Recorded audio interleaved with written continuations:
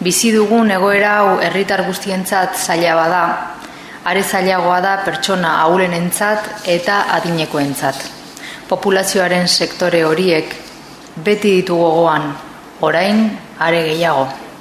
Hain zuzen ere, lan arazo bereziak dituzten pertsonak, beharrizan eta bakardade arazoak dituztenak, senideen harremanak zuzenik ez dituztenak, kutsadurarekiko sentikorrak diren sektoreak, gainerako herritarrak baino egoera delikatu eta konplexuagoan daudenak. Pertsona horiek guztiek zuzeneko laguntza jasotzen dute, eta gizarte zerbitzuetatik egiten ari garen ekintza sozial eta ekonomikoaren hartzaile dira.